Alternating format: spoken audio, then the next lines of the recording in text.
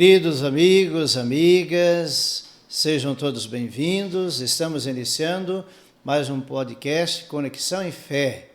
Agradecemos sempre a sua acolhida, também seu apoio, ajudando a divulgar o nosso canal no YouTube, Paróquia Nossa Senhora do Brasil, São José do Rio Preto. Sejam todos bem-vindos.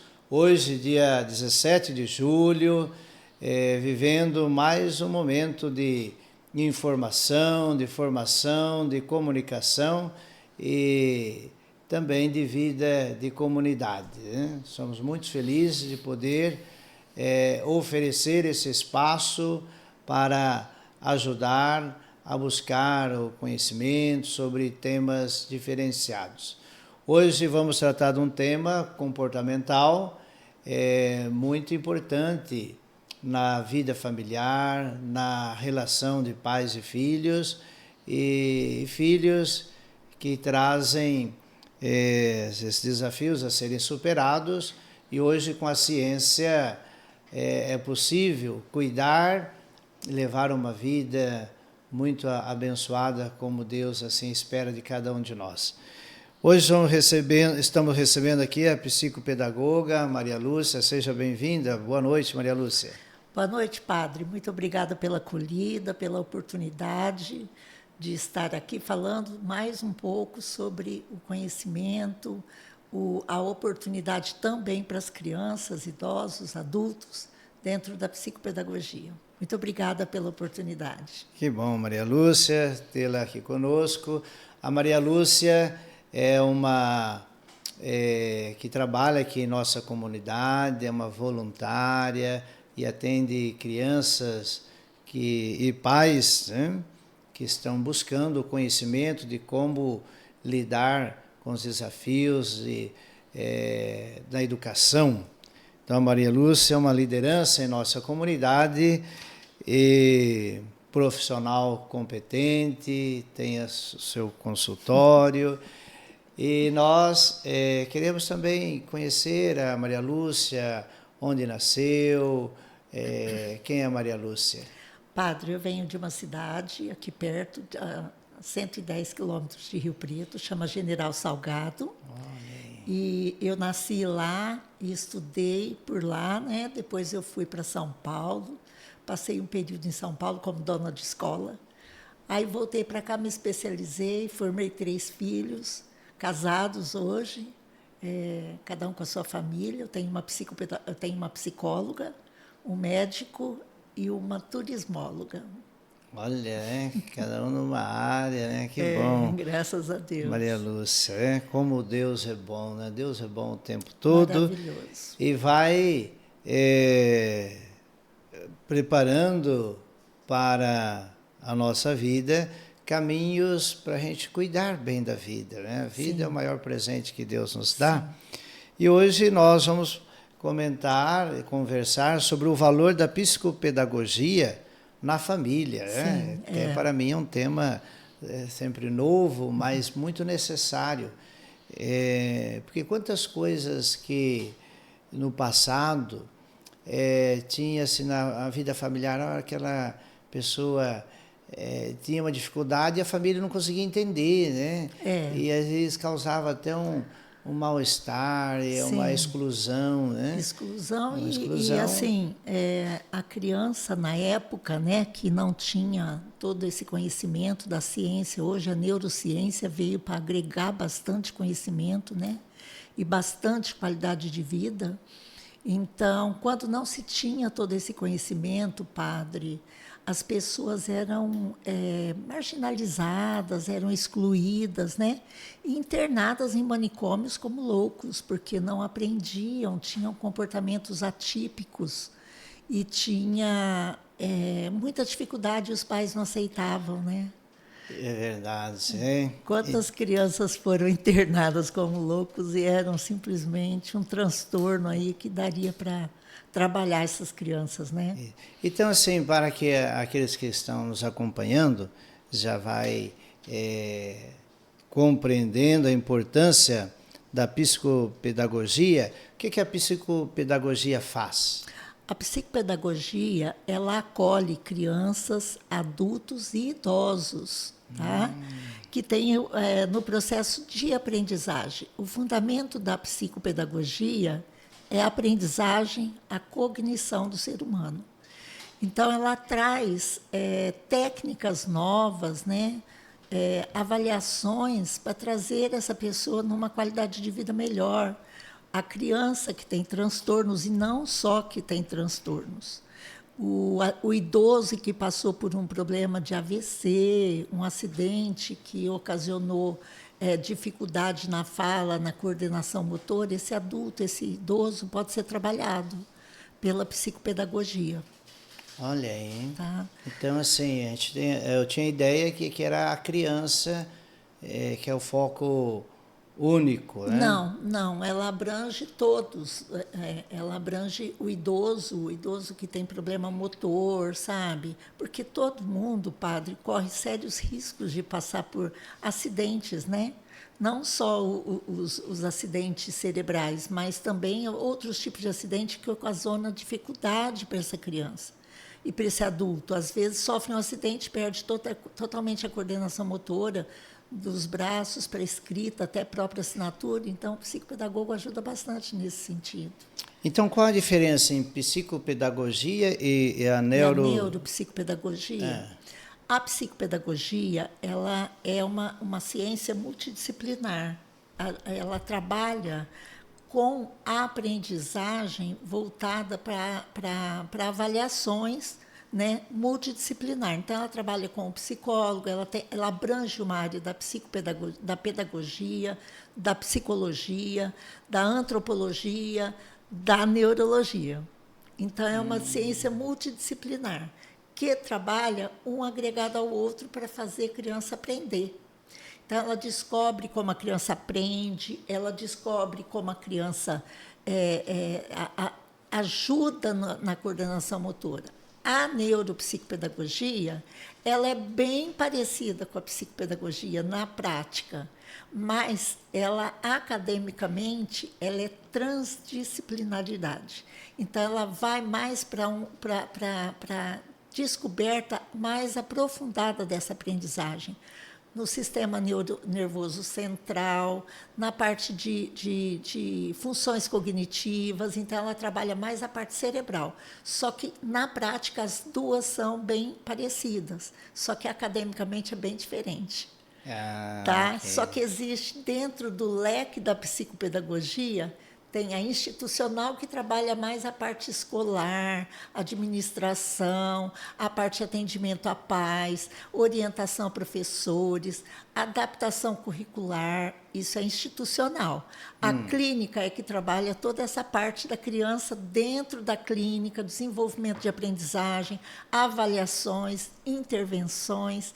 E a neuropsicopedagogia vai para esse leque, porém mais aprofundado, dentro do sistema nervoso central, funções executivas, parte cerebral, neurociência, ela se aprofunda um pouco mais. E é interessante, Maria Lúcia, é visível, né, a mudança Sim. em que o tratamento traz, Sim. né, para principalmente a criança. A criança chega para o psicopedagogo com várias queixas da família, padre.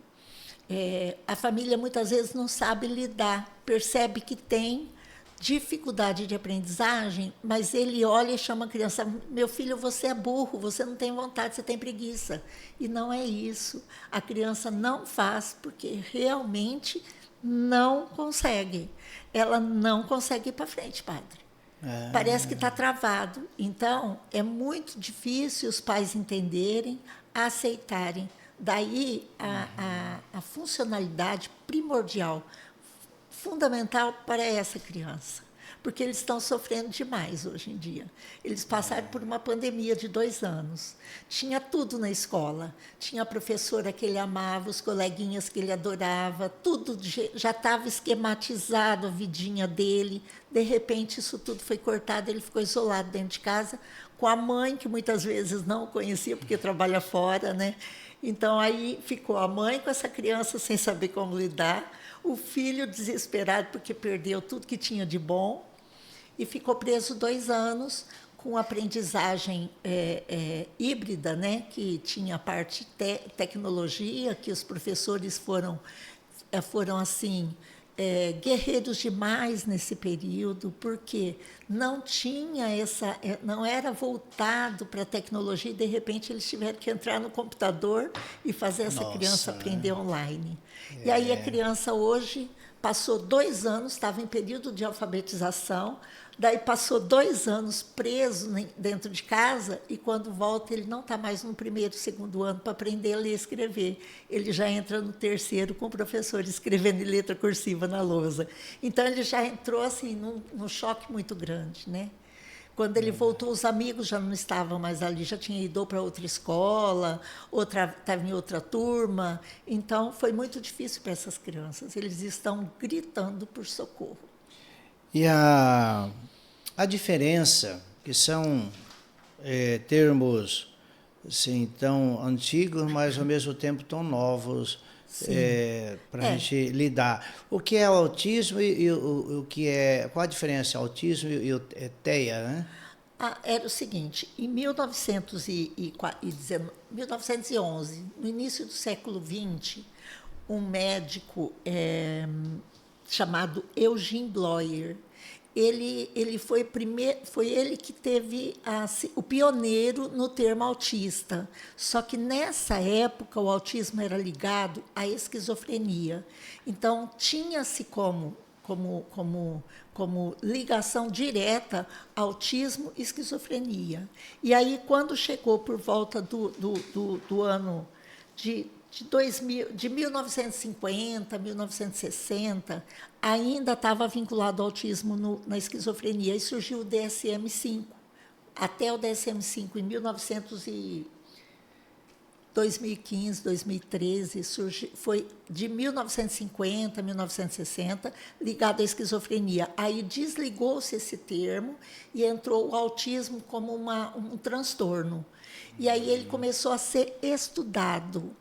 Tá? Então, hoje nós estamos engatinhando cientificamente, através da neurociência, que veio para agregar muito, nós estamos trabalhando com mais profissionalismo e mais ciência, né, com termos muito, muito aprofundados e atividades assim, intensas em relação ao autismo.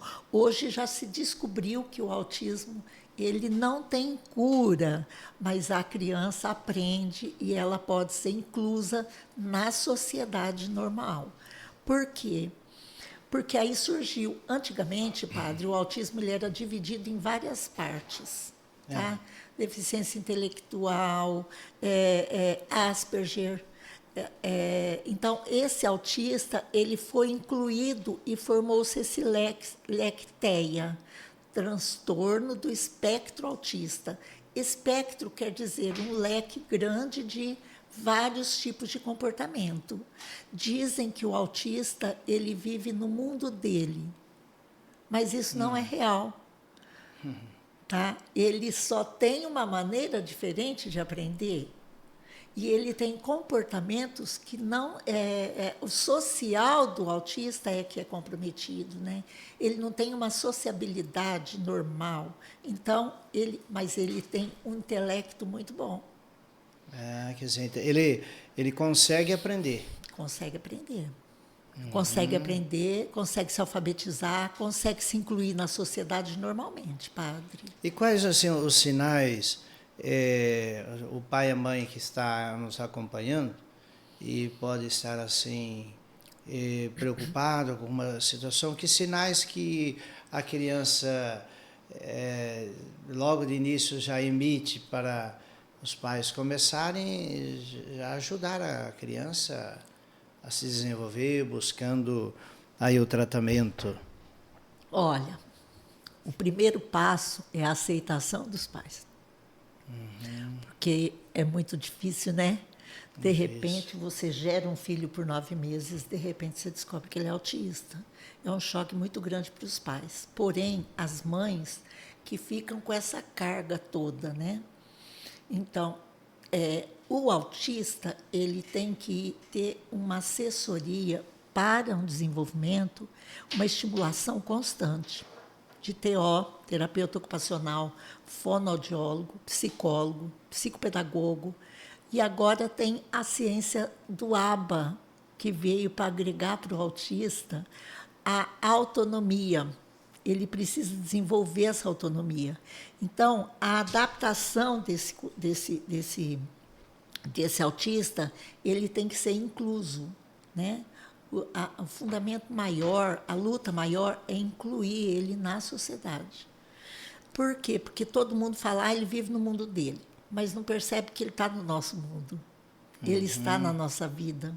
E ele tem que ser amado e respeitado. O autista hoje ele tem um leque de direitos fora de série através da Constituição brasileira. Tá? Então, a escola, a família, a sociedade tem que incluir esse indivíduo, padre, e trazer ele para uma convivência normal. Né? Então, o autista, ele é uma maneira assim de compreender, ele é acolher isso, como ele se apresenta. Sim, né? E na maneira que ele se apresenta, não é que ele está fechado para o novo, descobrir. É a gente compreender o jeito dele existir e buscar o que ele tem para oferecer. Né? Isso, com amor, com doação, com carinho, ele vem. Ele vem e é maravilhoso trabalhar com autista, padre. É muito bom. Eles são fantásticos. E poderia falar um pouco mais da TEA? Né? Como assim a gente entender melhor a TEA? TEA é o transtorno do espectro autista. Não se fala mais autista, se fala em TEA. TEA é onde foi, através da ciência, da neurociência, foi se descobrindo várias vertentes de comportamento. Porque o autista ele tem o comportamento antissocial, ele tem comportamento de aprendizagem. Você chama o autista pelo nome, ele não te olha. Quando ele olha, ele não fixa, ele não prende o olhar em você, ele não tem um diálogo com você, ele não te mostra emoção. Por exemplo, se eu chego perto do senhor e falo, oi, padre, bom dia, tudo bem? O senhor vai olhar para mim e falar assim, bom dia, Maria Lúcia, tudo bem, e você? Não é? O autista não, ele vira e fala, bom dia. E aí ele fica te olhando sem essa transmissão de cordialidade e emoção. Mas não quer dizer que ele não esteja te ouvindo. Você está falando aqui, ele está aqui brincando, mas ele está sabendo o que você está falando. Só que ele tem o jeito de falar, o jeito de ser dele, e você tem que respeitar. Porque se você for e avançar, ele não aceita. Ele vai brigar, porque ele não aceita. Então, assim, o contato físico, você chegar e pegar de uma vez, ele não aceita. Então, vai devagar, vai com calma, respeita o limite dele, respeita a condição dele. Olha para ele, peça o olhar dele, olha para mim. Vamos conversar comigo. E você se dá muito bem com... Eu amo. É a minha vida, viu, padre? Porque eu já não sei mais viver sem isso. Olha, é muito grande. Bom, eu vivo isso desde a hora que eu acordo até dormindo, eu estou vivendo isso, né? E o que você pode falar para os pais? Como os pais podem ajudar os filhos autistas? Incluindo na escola, trazendo para a família, trazendo para uma convivência, levando o autista onde vai, aceitando esse autista, convivendo com ele com respeito, com dignidade, levando para a escola. Ele tem direito a essa escola, né? Então, não isolando o autista, padre, dando para ele as condições de atendimento para que ele possa desenvolver, para que ele não fique para trás. Né? Então, trazendo... É muito difícil, é claro, é uma guerra constante. Mas eles aprendem, assim, com todo esse cuidado, eles vão se desenvolvendo. Né? Eles começam a ter autonomia, porque o autista, quando ele vem, você tem que ensiná-lo tudo. Tudo, como chegar, como conversar com as pessoas. Bom dia. Ele não fala isso. Ele chega e entra. Ele não fala com você, bom dia, tudo bem. Não, ele chega e entra. Ele não te vê. Ele vai e ele não te vê. Então, é ensinar essa criança a socializar, cumprimentar, conviver, dividir, participar, dialogar, levar para casa. Por isso que o ABA é maravilhoso, porque o ABA vai até a sua casa, treina essa família, treina os cuidadores desse autista para ensinar ele a comer, ensinar ele a se vestir, ensinar o comportamento fora de casa, que ele tem regras, que ele tem coisas que não pode fazer. Então, é ensinar tudo mesmo. E o autista adulto, como que ele consegue se relacionar melhor? Tem muitos autistas que descobrem que são autistas quando são adultos, né? Entendeu? Então, por exemplo, o autista, o adulto, ele é mais difícil de aceitar, porque aí não é a família que tem que aceitar, ele também tem que se aceitar. Né? E são poucos os profissionais que fazem avaliação de autismo em adultos, os médicos, neurologistas. Né? Então, quem faz isso daí é o top da vez. Porque avaliar o autista adulto, né? Ele tem que aceitar que ele vai ser avaliado e poderá ser um autista. Que beleza. E a escola, Maria Lúcia, tem um papel fundamental nesse processo da independência. Né? Então, como a escola pode tornar-se participativa para adaptar a criança autista? Existem umas regrinhas? Existem algumas regrinhas e existe a lei, né? Existe uma lei que chama Berenice Piana. Essa lei, ela veio porque o autista ele tem alguns direitos, não, ele tem muitos direitos. E essa lei veio para fechar a situação. Por quê? O autista tem que ser adaptado na escola. Sabe, padre? Ele tem que ser incluso na escola. E para que isso aconteça, a escola não pode colocar para o autista um auxiliar, um estagiário. Não, ela tem que colocar um profissional habilitado, especializado para dar acompanhamento para essa escola, para essa criança durante o período dele na escola. Porque do jeito que ele é treinado para ser incluso em casa, ele também é na escola. Ele tem que aprender onde é o banheiro. Porque o autista, padre, a princípio, para ele chegar, tem 3 graus de autismo. Tem o leve, que é aquele que se socializa melhor, que já não tem assim, que tem uma comunicação verbal melhor, ele aceita melhor algumas regras. Já tem o moderado, que já vem muitas vezes não falante. Aí você tem que fazer essa criança falar com você. Existem várias formas de comunicação. Tem a comunicação não verbal, que é através da comunicação alternativa, que é feita através de figuras. Ele se comunica com você através de figuras. Então, se ele quer comer, ele põe uma figura de uma criança comendo. Se ele quer ir no banheiro, ele põe uma figura de uma criança fazendo xixi. Se ele quer dormir, ele põe a criança dormindo. Ele se comunica através de imagens. Isso chama comunicação alternativa. E tem outra forma, a escola tem que ter esse profissional para encaminhar essa criança, como copiar da lousa, como escrever, se ele fazer a letra dentro da linha, mas até chegar dentro da linha, padre, ele passa por todos os tamanhos de papel. Ele passa pela alfabetização que eu faço na minha clínica, chama alfabetização multissensorial. Você cria na criança, através de materiais concretos, a alfabetização, com massinha, com areia, com pintura, com colagem, com recorte, com vários tipos de textura. Por isso que se chama multissensorial, porque a criança vai trabalhar tudo no concreto.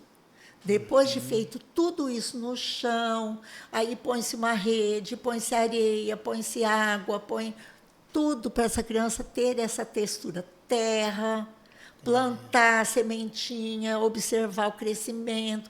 Então, tudo isso é dentro da alfabetização que eu faço na minha clínica, que é um trabalho constante, e cada um que entra é diferente do outro. Aí você tem que mudar todo o cenário. Do cenário, Né? E quais, assim, os sinais que você pode trazer para a nossa partilha aqui do sofrimento dos pais, assim, como que você, principalmente das mães, né, as mães que acompanham mais, né? É acolher, ajudar e ensinar a mãe a lidar. Então, a mãe chega apavorada. Descobriu que é autismo, o médico falou que é autismo, a escola falou que é autismo, o que eu faço? Calma, vamos com calma, vamos avaliar, vamos organizar. Aí daí a gente começa uma intervenção acolhendo a família inteira. Geralmente tem uma idade que é mais prático para se perceber, o que a psicopedagogia identifica? A psicopedagogia ela vai através de testes. Nós temos testes, nós temos escalas a seguir, e a gente vai com tudo cientificamente normatizado e já mostrou-se que é uma situação que já está comprovado na ciência que aquilo ali dá certo. Então, a gente vai, através de testes, de escala, a gente faz toda uma avaliação com a equipe multidisciplinar, psicólogos, neuropsicólogos, psicopedagogo, fonoaudiólogo, terapeuta ocupacional. E aí a gente se junta nessa equipe e vai traçando segmentos e traz para a escola, acolhendo esse professor que muitas vezes não sabe lidar com autismo. Então, a gente vai, acolhe, faz toda uma rede de proteção, sabe? É como se fosse uma rede de proteção. E aí a gente vai ensinando essa criança para que ela seja acolhida no ambiente que ela vive. E hoje existe a preocupação de preparar esses profissionais para as escolas? É o psicopedagogo institucional, que vai para a escola e dá todo esse apoio. Né? Ele vai para a escola, dá todo esse apoio, esse amparo, organiza atividades, organiza todo o processo de alfabetização e de ensinagem dentro das escolas para poder ter esse acolhimento dentro dessa lei. E toda escola, Maria Lúcia, tem esse profissional? Deve ter. Né? Tem que ter, mas nem todos têm. Nem todos, né?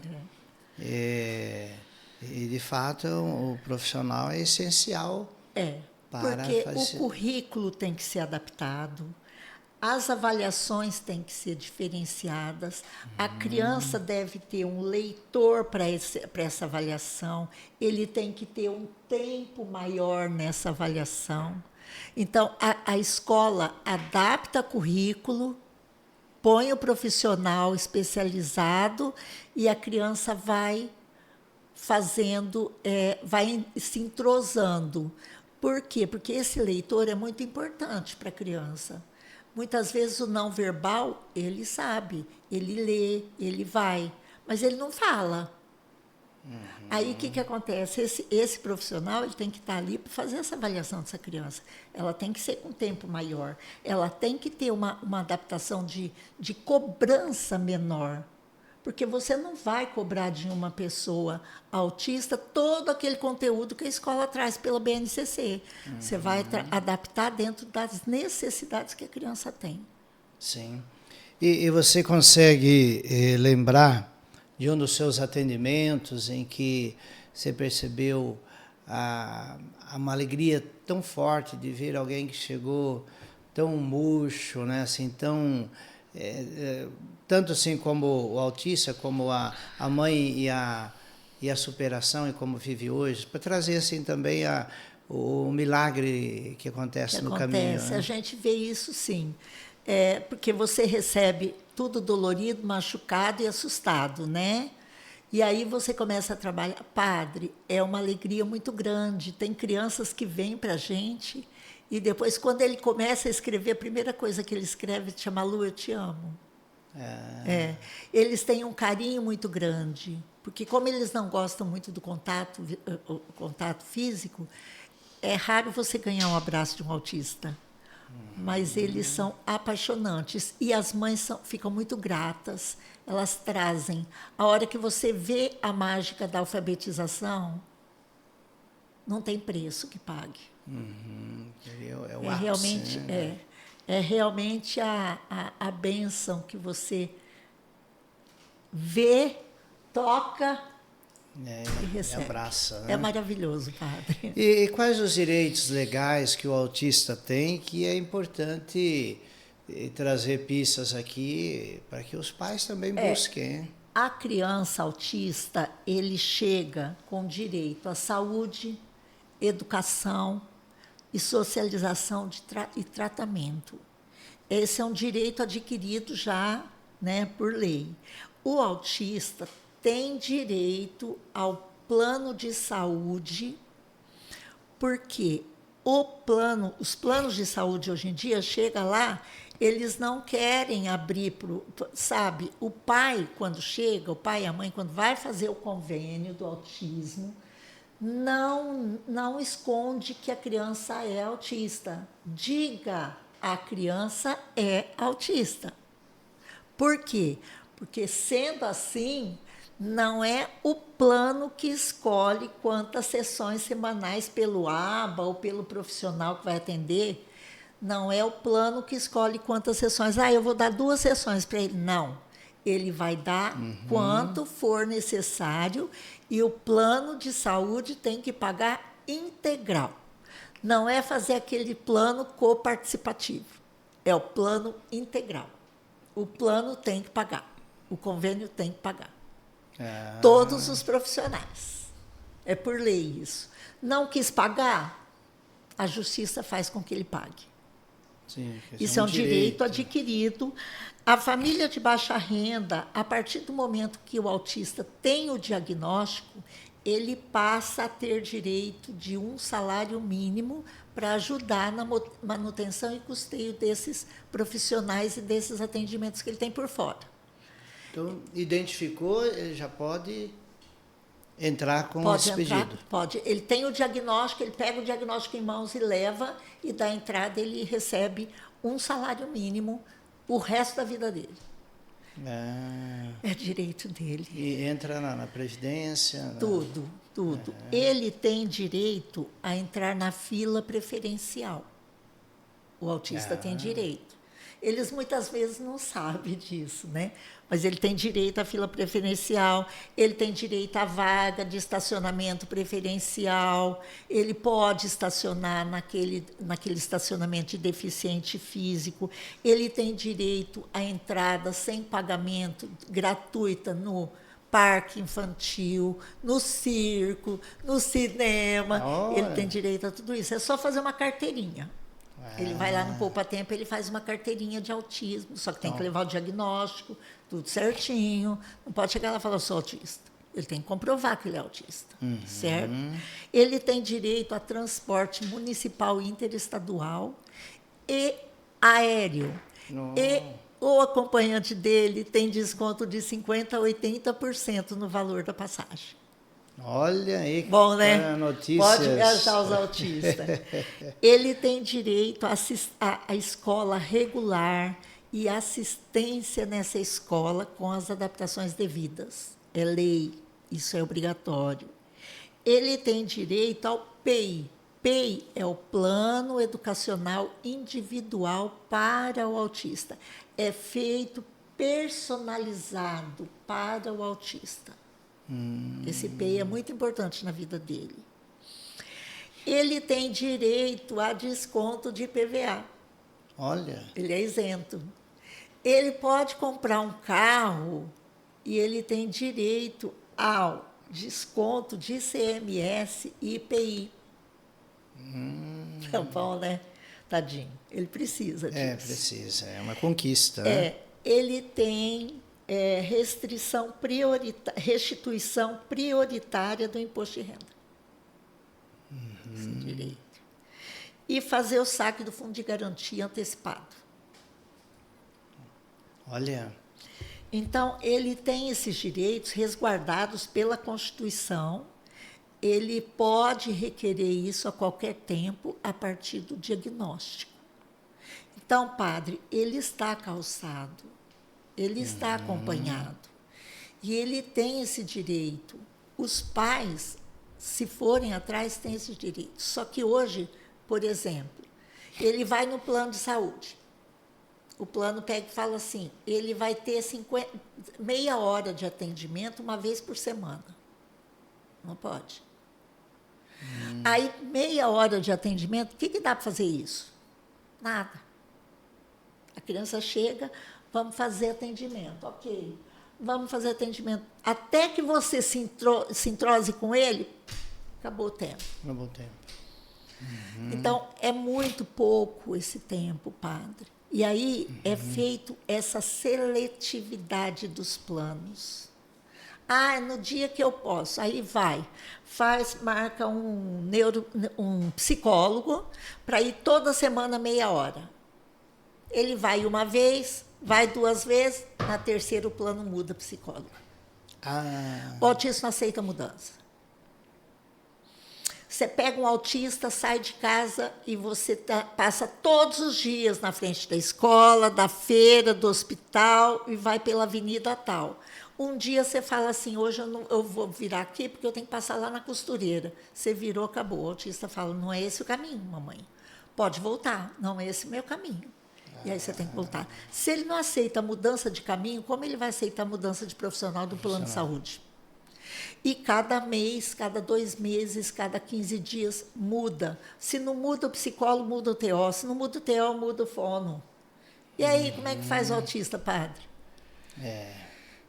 Ele então, sai totalmente prejudicado, né? Totalmente. Então, o pai tem o direito de exigir por lei que seja cumprido isso.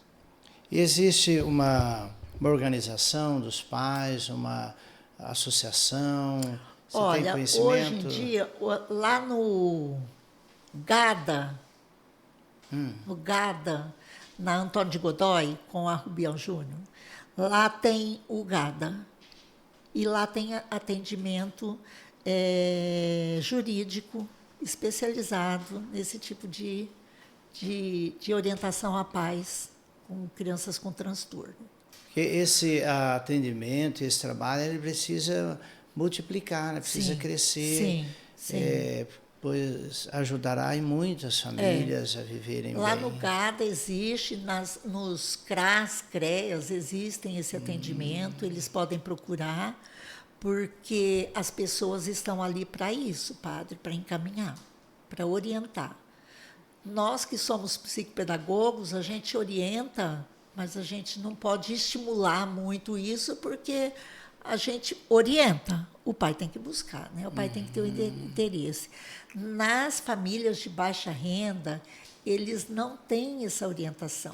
Então, muitas vezes, eles ficam 6 meses esperando a fila do SUS para um atendimento, que é isso que nós aqui da Associação São Diocleciano estamos tentando trazer os médicos, esse profissional, médico, neurologista, psicólogo, terapeuta ocupacional, para ajudar a gente a montar a nossa equipe aqui na associação e fazer um trabalho melhor, mais qualificado para essas crianças. Esse é o meu objetivo. Esse é o convite, né, Maria Lúcia? É o convite nosso, é esse, fazer o convite para esses médicos entrarem em contato com a gente, facilitar o nosso acesso aos exames neuropsicológicos, aos exames de avaliação do sistema nervoso central, que é a DEPAC, né?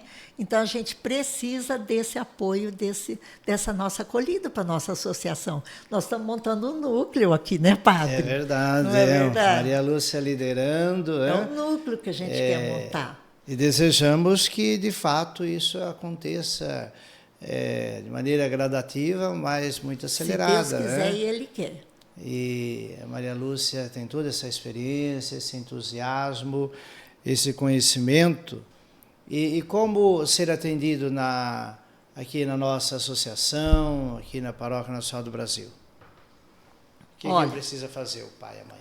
O pai e a mãe precisam vir na secretaria, fazer um cadastro, trazer a renda dele, porque a gente não pode acolher todo mundo. A gente tem uma seletividade, não é, padre? Porque Sim. Nós acolhemos aqui as pessoas mais de baixa renda que precisam desse apoio.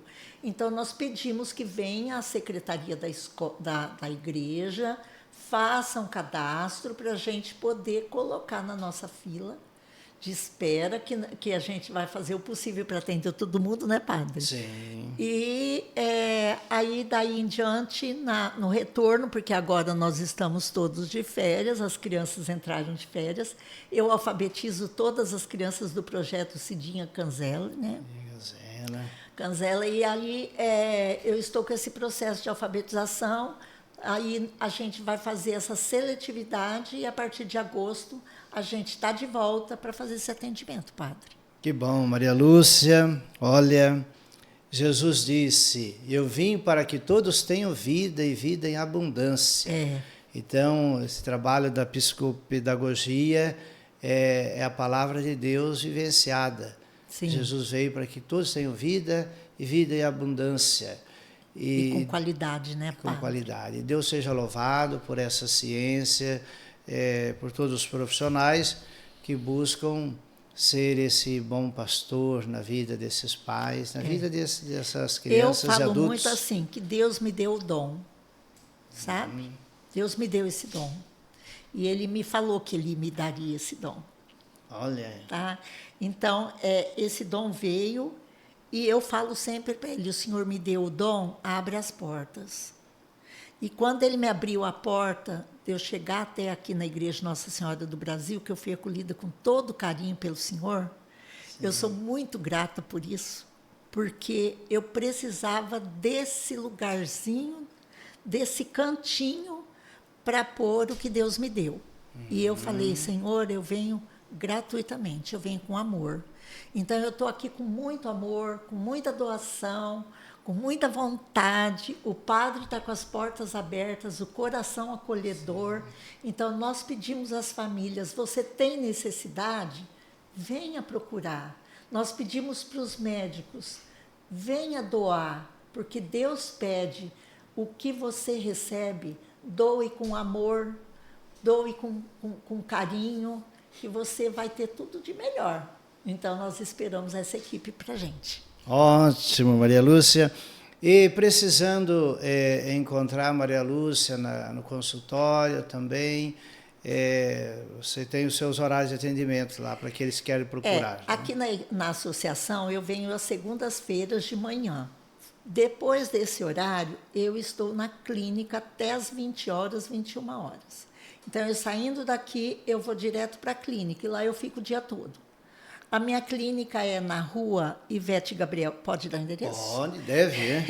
É na rua Ivete Gabriel Atique, 162, sala 5. É na Boa Vista, na rua da Unirp, lá na Boa Vista. E o telefone é 991-84-9856.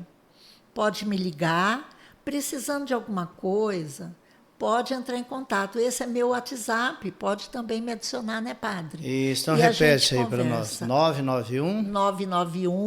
991-84-9856. Muito bem. E ali, bem ao lado da Unirp, a faculdade ali na Boa Vista.